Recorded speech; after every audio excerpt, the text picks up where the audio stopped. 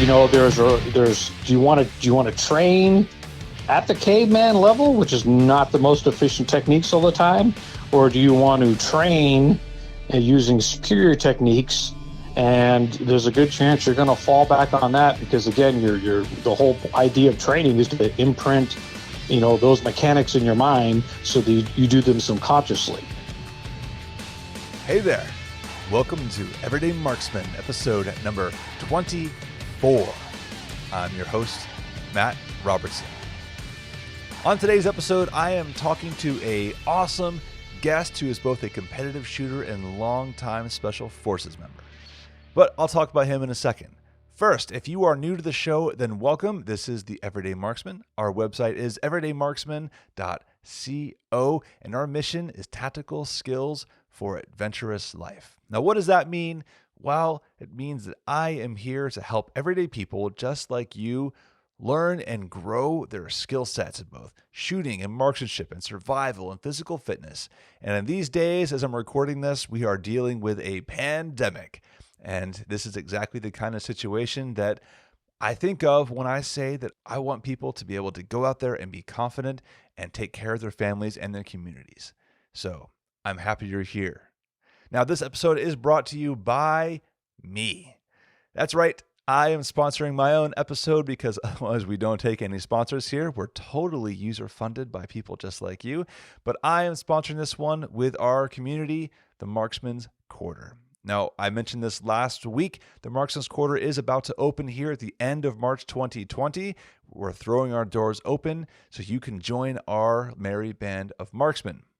That you have to act fast because our doors are only going to open a few times per year.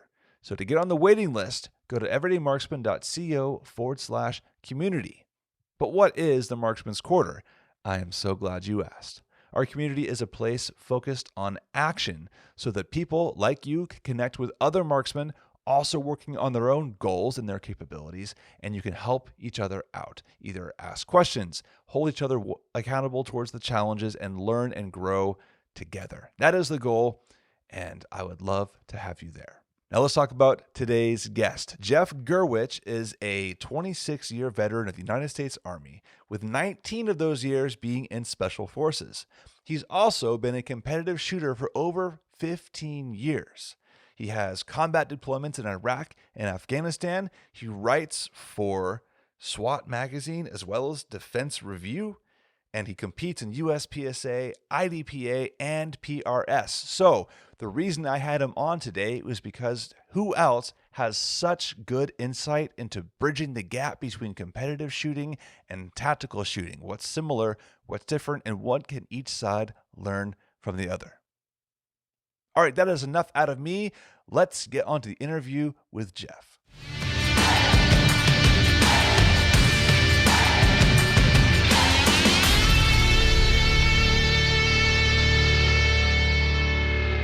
All right, hey Jeff, welcome to the show. Thank you. All right, so I'm going to start off with a question here. You've got a thorough background in both combat, with a lot of combat tours, as well as competition shooting.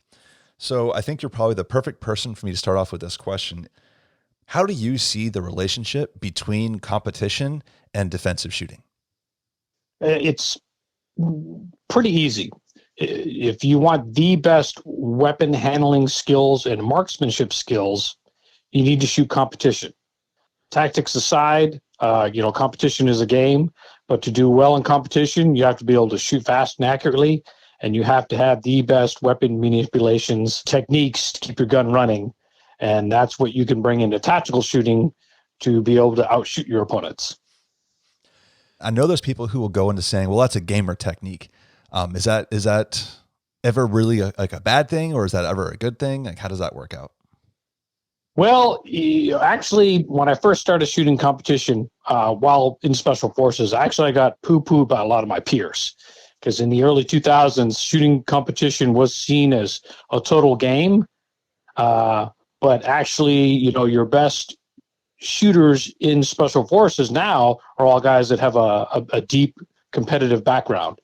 And a lot of your best tactical trainers, shoot competition on the side. So there's something to, shooting matches and correlating over to these great marksmanship skills that a lot of these, guys who have strictly a combat background hold. So if I go back, so in your background, it says, you were 19 years of Special Forces, 26 in the Army, and 15 doing competition. So where in that timeline did you start shooting competition?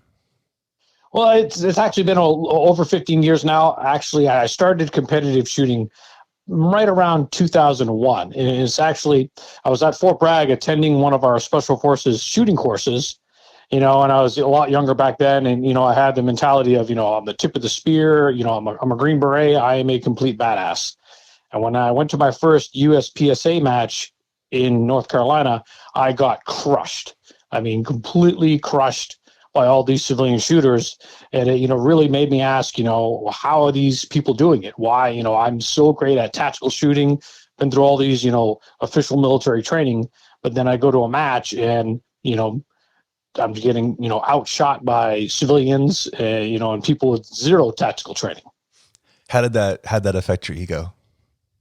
Well, that made me, delve right into, what techniques are they using and how can I apply them to the job?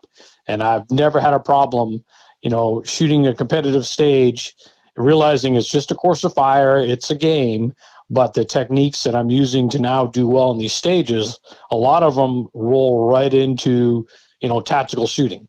So again, it goes back to weapons manipulation. There's 2-3 ways, to put your slide back into battery after a reload. Well, competitive shooters all do it a certain way because they found out it's the fastest. So why not take that one technique and now apply it into your tactical shooting?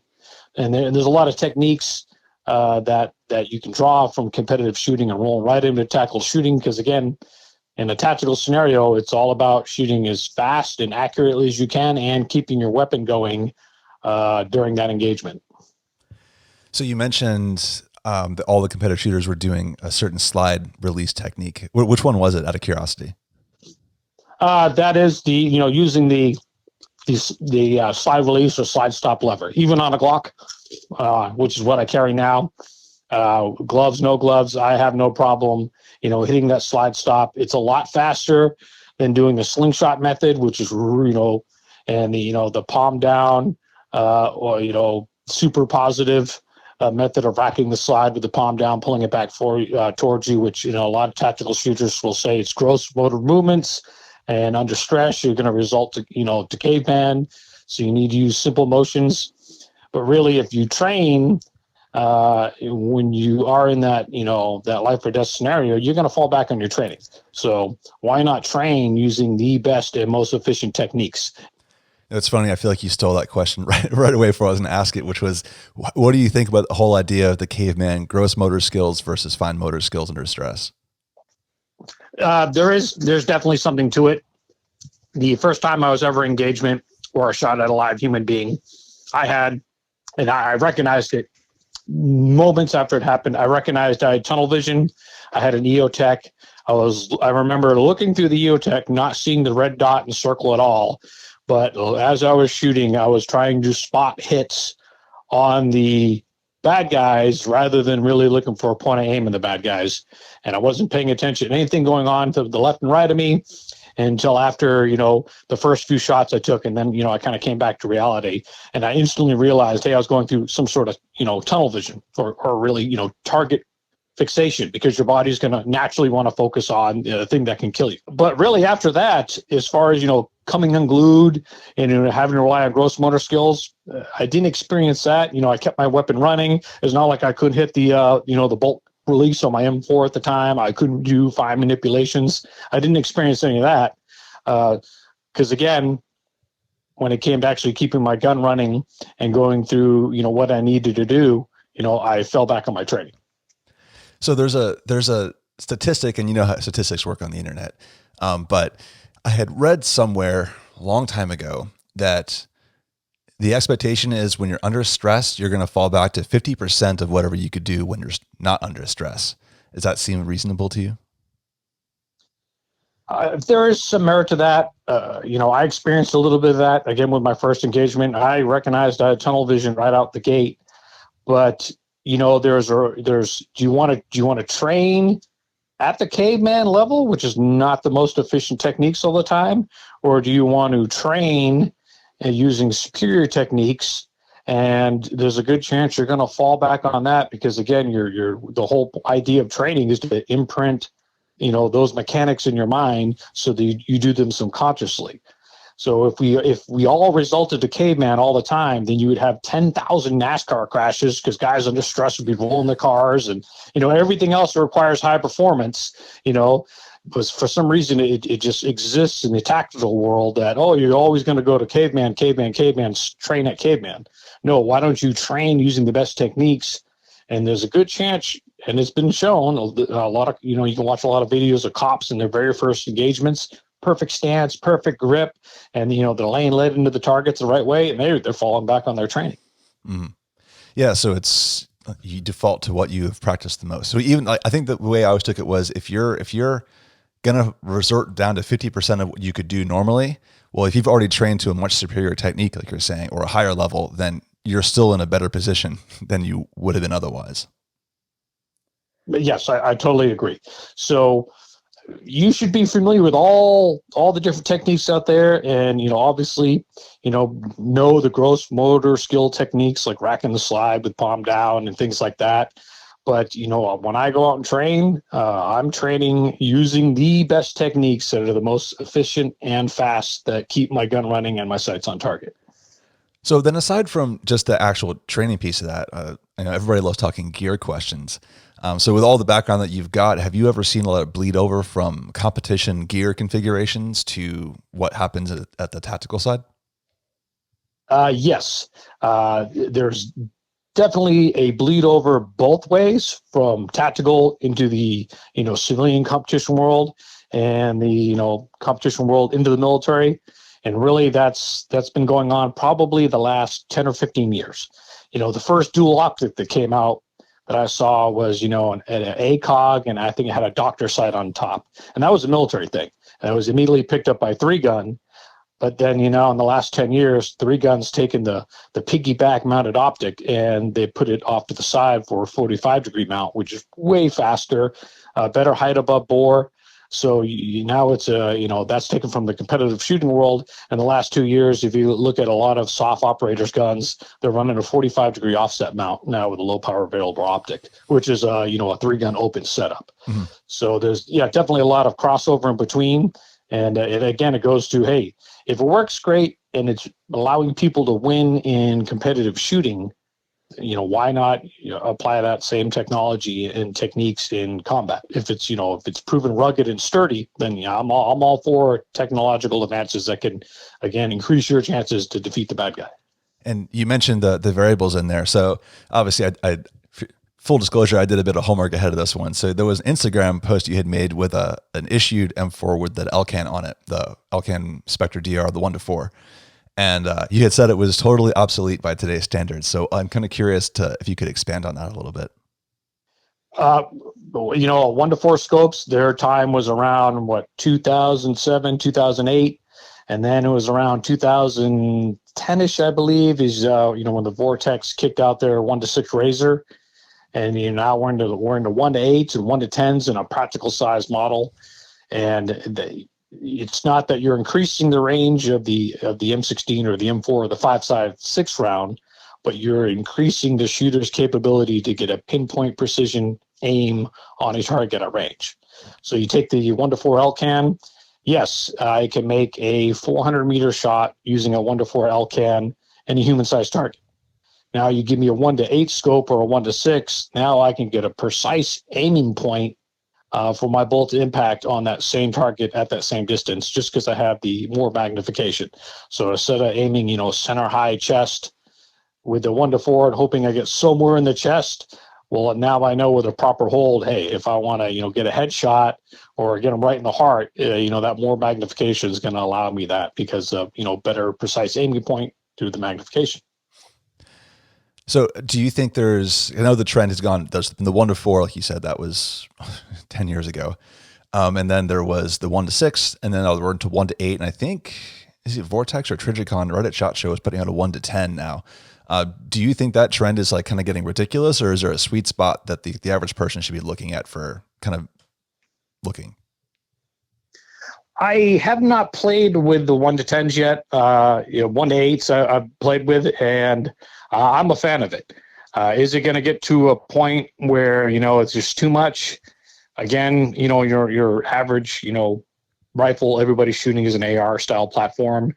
So is there a point there's too much magnification? Yes, but where I see it going is your 1 to 10s.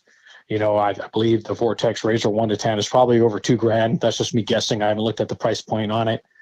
But what we're going to see in the future is we're going to see cheaper 1 to 10s that are almost just as reliable. I'd love to see Vortex come out with a PST 1 to 8. Right now, they only offer a 1 to 8 and a Strike Eagle. So maybe they'll come out with a PST 1 to 8. And I think that right now I've got a Strike Eagle 1 to 8. I love it for 3-gun. I think it's the perfect amount of magnification, and I can crank it down to 1 power when I need to shoot fast and up close. And again, for 400 or 500 meter shots, I get a more precise aiming point than using a 1 to 6, and definitely over an old 1 to 4. So something you mentioned with the range there, you said 400 to 500 meters. A while ago you'd written for, I think, Defense Review. You're talking about some of your time in Afghanistan, and that most of your engagements were beyond 300 meters. And you were talking to that 300, even 4 to 5, with very few inside of 100. How did that affect how you kind of configure your stuff now? Well, that's why I ran a 1 to 4 for 2 trips, only because I just hadn't gotten around to buying something more powerful. And then, of course, my third trip back in 2015, my last deployment, I ran a VCOG 1 to 6. And again, 1 to 6 that was combat reliable. There was only a few at the time. And I did that just because the tour previously that I had in 2014, I was taking 500 meter shots with my LCAN, totally doable. But I was like, you know what? More magnification would make these 500 meter shots a lot easier. So that was a conscious decision.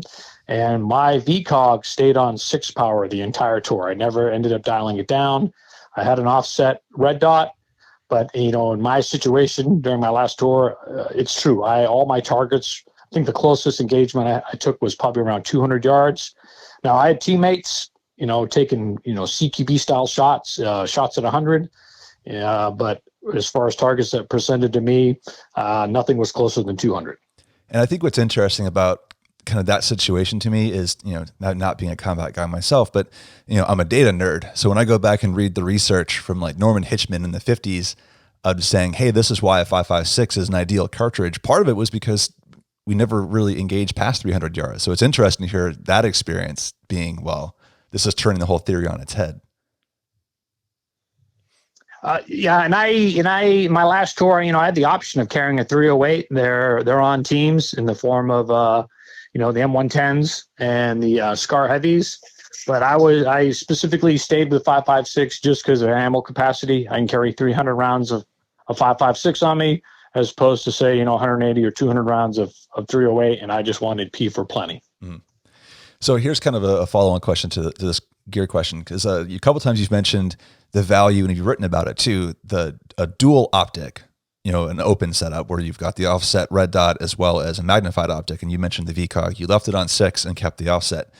For someone who's on a budget, do you think it's a practical solution to do a maybe fixed power optic and then the offset or the offset red dot? It is. I went, I'm all about magnification due to the operating area I was in, which, Afghanistan, you're going to take 500 meter shots because the enemy uses terrain. That's how they fight. Now, if I transplant myself to where I live here in North Carolina, I live in a rural area. The farthest shots I could probably expect if I was running the streets, running and gunning, was probably 300 yards. So would a fixed, 4-power ACOG do me well? Yes, it would. And having offset red dot would, again, allow me that CQB option. So you do still have to look at your operating environment.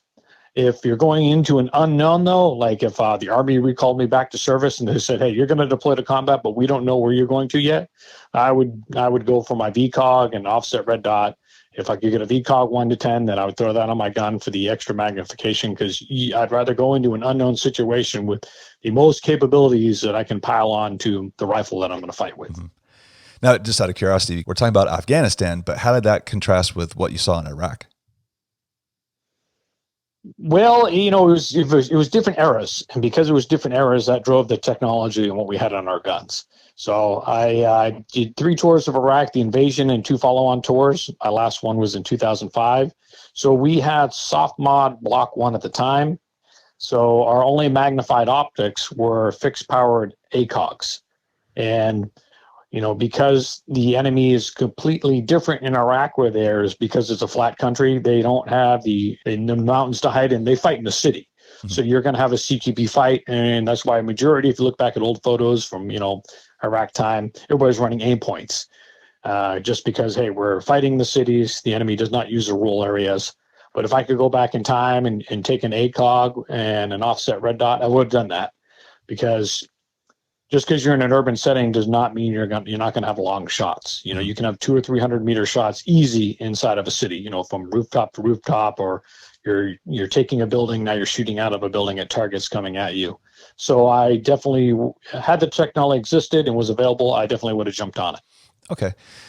Aside just from the gun part of this, I'm actually curious too about just gear configuration. You've written a lot of good articles and put up some good Instagram posts about just the way your equipment was configured.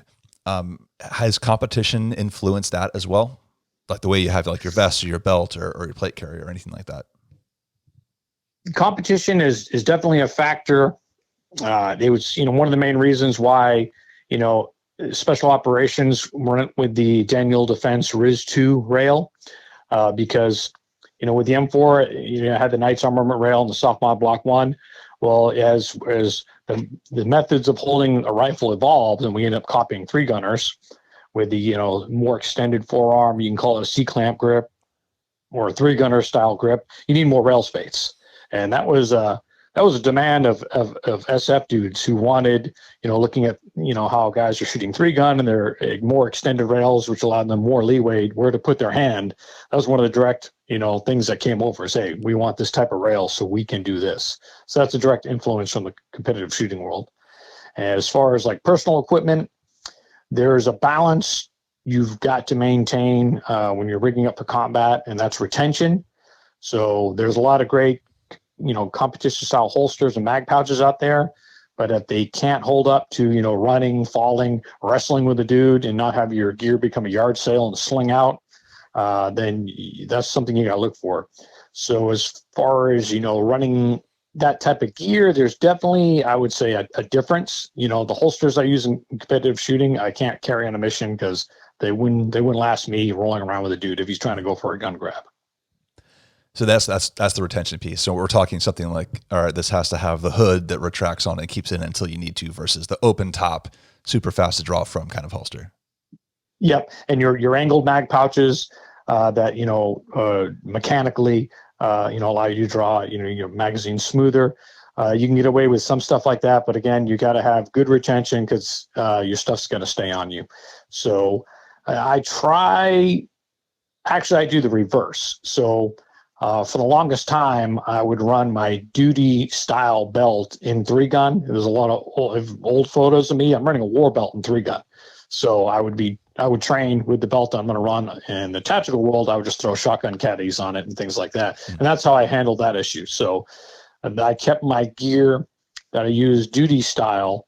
I kept it, and I brought it over into the competitive shooting world just so I could get more practice on it. And you see a lot of SF guys do that. Mm-hmm. The guys that shoot matches, I've seen guys run plate carriers just because they want to practice when they go shoot matches. Mm-hmm. I think it comes down to what would be the intent of you training. Is it just to win the competition, or is it to get better at what you actually do for a living, if that's the same thing? So it makes sense that you want to train with the stuff you're actually going to have to carry. Yes. Now there's a lot of guys that, shoot matches and they go into it going, I just want to get some practice. I want to do well. So when I go to matches, my head's in wanting to shoot well. So I don't totally stay tactical. I mean, I want to place well. So you do have to have, certain gear to do well in competitive shooting. Mm-hmm. If you show up with a bone stock M4, your individual skills only going to get you so far against these tricked out race rifles. So you've got to play the game a little bit if you want to do well. Okay. So one of the things, I think you wrote another article, you said you shot your first PRS match and you got to use the Game Changer bag. Do you see that as also kind of influential on maybe what goes on in the tactical world? Yes, and actually, after I shot that match, I reached out to a lot of my buddies who are way more smart on sniper operations than I am. Some of them are for it, and some are against it. But just looking at my background, I have I've got an old school Harris bipod that I can throw on my rifle, and I brought it with me at the match and didn't end up using it. And that's just what I grew up with using in the militaries. You want to support your gun, throw a Harris bipod on there. Mm-hmm.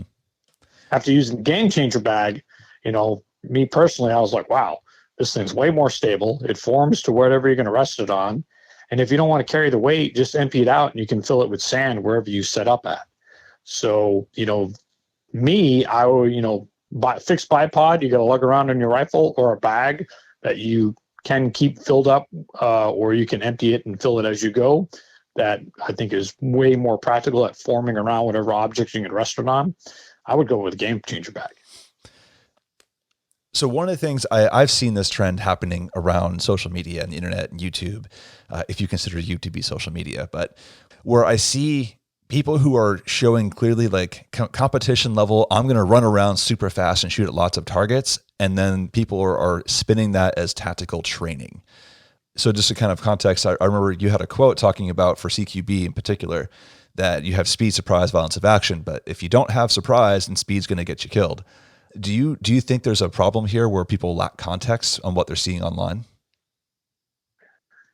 There is, and I think that has to do with ever since YouTube became, the great media format. You have good and bad with it, and unfortunately, there's a lot of people that are now instant tactical instructors, and they're producing, they're making these videos and they're basing it on training they've gotten from other people. They have zero real tactical training background, but because they're a pretty good shooter, they're now saying, hey, this is what I do and this is what I would do in tactical scenario. Mm-hmm. Well, great. Based on what? So there's a lot of that, and that's been going around, ever since YouTube really hit the scene. What is it that you think people don't get or don't understand from watching YouTube videos? Like, what are they actually really missing that says like, hey, you actually need to get trained on this? Well, I wouldn't say it's something they're missing. I think you just have to, be subjective when you watch these videos. And a lot of them are entertaining. A lot, I'm not going to poo-poo all these, everybody's videos. There's a lot of great information you can watch from YouTube videos. Kyle Lamb, really, I consider him the pioneer of tactical shooting videos, done well. 10 years ago, we threw up some drills, a 2-2-2 drill, and some other drills. And he set them to a standard of a pro timer.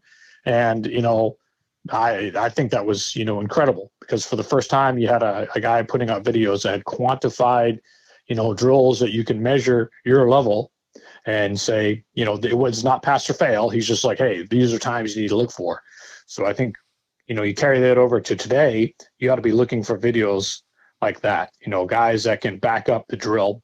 Either they can explain it, why it works, or like, Kyle Lamb in his older videos, he throws out a time standard for like the 2-2-2 drill. The goal is to shoot 2 shots on 3 targets each in under 2 seconds. And he goes out and he demonstrates it, and then he talks about how he did it. So he's showing you something to work towards and a goal, besides just saying, hey, a good tactical shooter can, shoot 2 shots on 3 targets really fast. Well, that doesn't mean anything. Well, now he's applied a standard to work towards. So I think when you're going out and you're watching YouTube videos, just look for that.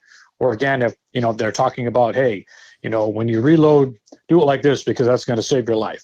Well, I need a little bit more explanation than that. Like, when you do a reload like this, do it because it does this or this or this for you.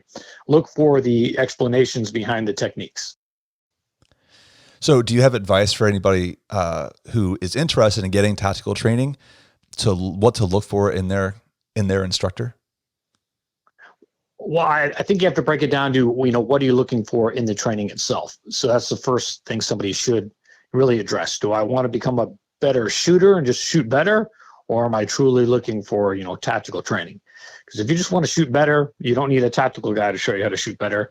There's, great competition only instructors. I've had the benefit, because of the units I was in, to go and shoot and train with some of the best shooters in the world, shooters like Todd Jarrett, Ernest Langdon, all these guys who are, pro competitive shooters, zero tactical background, except for Ernest Langdon. He's a private Marine. But, when we go to these guys, we're not looking for tactics. We're looking for, hey, you can shoot, 6 shots in a second and a half and keep them on target. How do you do that? And that's what we're looking for. Now, on the flip side, if you are looking for straight tactical training, I think in this day and age, if you're not going to somebody who has actual experience, you're doing yourself a disjustice. There's so many combat vets out there that, are now in the tactical instruction world. You ought to be seeking them out. And it doesn't have to be military, police, law enforcement. But if they don't have real world experience, then what are they basing it on? And that a lot of that is, tactical theory. Well, I learned this way because this tactical guy said it's going to be this way. So now I'm going to show you. Well, what quantifies that? And, I call that tactical dribble. And that's how a lot of these old mantras keep, getting, pushed on the tactical community. Like, you're going to instantly go to caveman, or don't do this because it's going to get you killed. Well, what is that based on? Is it just based on you hearing it from another tactical guy, or is that something you've seen? I think that's actually a really interesting point. Another thing that popped into mind as you were saying that was, do you ever see the issues with techniques that people start ingraining on the range, but then they don't really get that context behind it or even execute it right? So the two that come to mind to me are the first one that got really trendy for a while was finish a string of fire and then quickly dart your head left and right as if you're searching for something, but you're not actually looking long enough to find anything. And the other one would be, before I do something, let me rotate my gun, my rifle, 45, look at the bolt carrier chamber, and then do something else. Yes, and that's why I say if you're going to take tactical training, train with somebody that actually has real world experience. And I'm talking tactical training. Because all these little things come up, the scan left and right, and I've been in classes where they want to do it. And the biggest trend I've seen right now is the shoot a target and then dip your muzzle and pretend you're following the target to the ground as if it had fallen. So you're practicing keeping your eyes on target, which really the way your mind works, trust me, if you're going to be, fixed on a target when you shoot at it. Because again, that's why the people who were saying, hey, you need to look left and right to break that target fixation. But now you have people saying, no, pretend to follow the target down so you have target fixation. Well, which is it? Well, from experience, I'll tell you, I think they're both not the best techniques and they're reinforcing the wrong thing. So yes, there's a lot of, trends that come out there. And if you look at who's pushing these trends, there are people whose basis for tactical training is they've trained with all these different people, but they've never actually applied that in real life. If I'm kind of rewinding a little bit then to, let's take the average person who is now interested in shooting and they've never shot a competition before, they've never had any formal training. Maybe they've got like a safety class under their belt. How would you suggest that they start that progression? Go to your local matches. That is the best way. And you're going to get, if you show up as a new shooter at a local match, regardless if it's, USPSA, IDPA, some other, handgun sport, or even 3-gun, dive into the deep end, you let people know you're a new shooter, shooters are going to help you along. They want you to succeed in being safe. And that's your first goal when you go to a match, is get through all the stages safely, where you don't get kicked out for violating, a 180 rule or some other safety thing, and, try and get good hits. Just take the plunge and shoot a match. A lot of people will be like, well, I want to come watch a match. I think, just dive right in and shoot a local level match. And, and then you'll see, hey, the techniques I have right now, hey, I'm on the right track. Or, hey, I've been shooting this way forever. And I just got, like I did, I just got crushed at this match. Okay, what do I need to improve on? And, pick one thing and go to your next match and try and improve on that one thing and then continue on from there. I think that's an important point, is it's competing against yourself. Is that pick the thing you want to improve and just try to do better at that, and don't worry about the scoreboard as much. Yes, and if it's like with any new shooter. If you sit there and you try and go over all the different fundamentals to a new shooter all at once in one day on the flat range, they're only going to remember one or two things, and you're probably going to task saturate them. So for somebody going to their first match ever, if you shoot your first stage, regardless of how well you did, you could do great. Who knows? For the next stage, again, just try and improve one thing. Like, okay, I had problems and I bobbled my reloads. For my next stage, I'm just going to take my time and I'll try and get my reloads a little bit smoother. Or if your whole match was horrible, then think about, what made that match horrible? Am I just not able to shoot at speed like these guys? Well, the next match I'll go to, I'll work on just picking up my pace, maybe one more shot per second. The average shooter, who practices regularly can handle about 2 shots a second with a pistol at a match going into it. Your pros are shooting around 4 or 5 shots a second. So just work towards, hey, over the course of this summer, if I'm going to attend 5 or 6 matches, I'm going to try and get up to 3 shots a second on average. Pick a small goal and work towards it. Do you have any practice techniques, especially for people who maybe are limited with no ranges nearby, or they don't have like a very long range they can go to? I'm thinking of like living in North Virginia. Most places around here are 25 yards, maybe 50, unless you want to drive an hour and a half or 2 hours. Definitely buy a pro timer is the first thing you need to do. That way you can, when you're dry firing, you can actually, measure and quantify. So, right now, if you're a new shooter and you want to go to a match, get a shot timer where you can set up split times and just dry firing. See how long it takes you to, draw your pistol out of a holster and, dry fire into a target. If you don't know that going into a match, how do you know, how you're going to perform?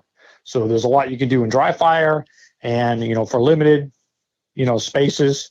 When I go out and I shoot, regardless of the size of the range, I try and do as many tasks as I can in one drill as possible. So instead of, just shooting, say, firing, standing still at a target, doing, multiple shots in the A zone, that's one task. But if I work in a reload, that's now 2 tasks. If I work on just simple left and right movement while I'm reloading and shooting, I'm now doing 3 tasks just on a single target. And as soon as you incorporate multiple targets, now you're doing another task. So even on a 25-meter range, if you have the ability to set up 2 or 3 targets, you could be doing 5 or 6 tasks involved in shooting in one session. You don't need a ton of space for it. What do you think of the idea that you should always have a plan going into a practice session? Yes. Otherwise, you just kind of, you're just shooting rounds into a berm. I think you definitely need to, again, it's all goes towards, how can I quantify any sort of improvement or where I need to work on?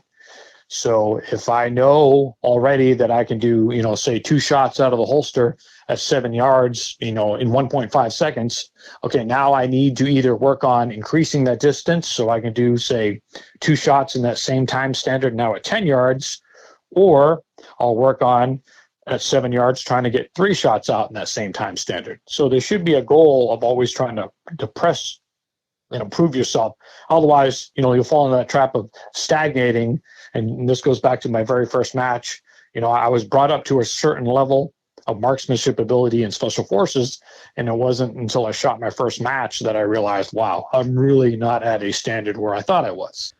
Do you think, from a marksmanship standpoint, is there some kind of standard you think someone should be striving for before they show up to a match or go to a class? No, I don't like setting standards, because that makes people think that's a pass or fail mentality. Like, oh my God, I can't draw and get 2 shots out in a second and a half. Well, in combat, it doesn't really matter, because if I get my gun out and shoot the guy first and it took 3 seconds, it doesn't matter. I won the fight. So I don't like looking at pass or fail standards. As long as you have safe gun handling skills and your basic, all the basic tasks involved in keeping that weapon system going, like I can clear a simple jam, I can take my gun out of the holster and put some shots on target. I know how to mount a rifle. I know how to, clear a simple double feed. I know how to keep my muzzle in a safe direction, and I know some basic reloads. You don't have to be the world's best. Then you can go into a match. That's the reason why most shooting sports, they have a novice level. So if you show up at a match and there's, 100 shooters at the match, you're not shooting against those 100 shooters.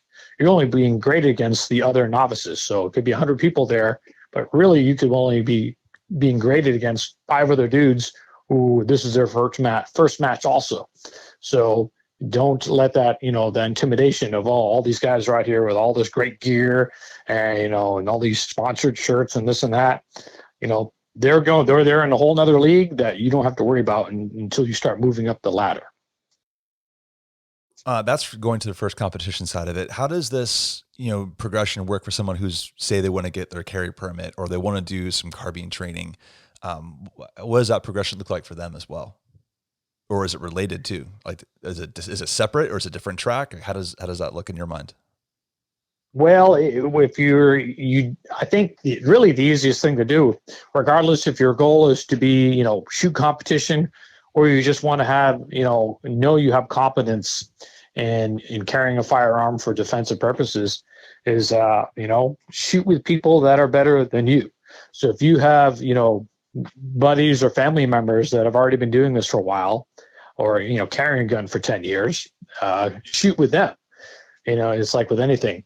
If you're training with people that are your skill level, then collectively you're probably not going to improve upon each other. But you go out and you shoot with somebody who can really bring it on the range. That's going to press upon you to try and excel, to increase your level a little bit. So just find people who love to shoot and shoot with them. Okay. So I've got 2 more questions here, and these actually came from a couple of our listeners and readers. So the first one is, do you ever feel like there's unrealistic stages that show up in competitions? And the context he gave here was, has ever been a situation you can think of in the real world where someone is shooting defensively with a rifle from inside a car? Well, there's definitely unrealistic stages in the competitive shooting world because, again, competitive shooting is a sport.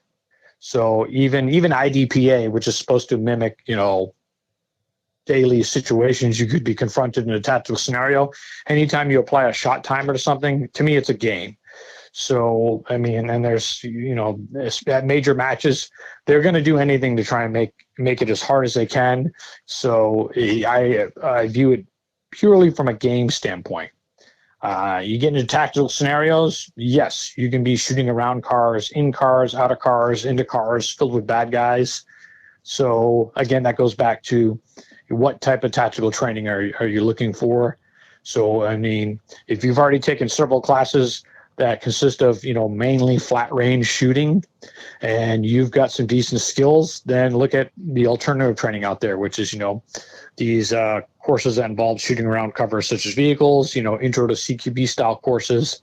So, definitely there is a progression and there's the instructors out there that can take you there. I think you just need to vet them and make sure that, they have the skills and they have what you're looking for in the tactical instruction. All right. And then my last question that I asked everybody, if you could have people stop doing something right now, what would that be? It would have to be the pretend to follow the target down with the muzzle. You're not doing anything. And that begs the question, okay, if I shoot one target and I pretend to follow it down, what do I do when I'm presented 10 targets? Do I shoot it, the target, follow it down, go to the next target, shoot it, follow it down, or I shoot them all and then pretend to follow them all down? And that starts to show the absurdity of that, that technique that's starting to develop out there. Mm-hmm. All right. Well, Jeff, thank you very much for taking the time to talk to me today. If anyone wants to find you, where can they find you? I am on Instagram at Modern Tactical, and they can find me on my Facebook, which is Modern Tactical Shooting. All right. Great. Well, thank you very much, Jeff. It's been a pleasure talking to you. All right. Thanks for having me.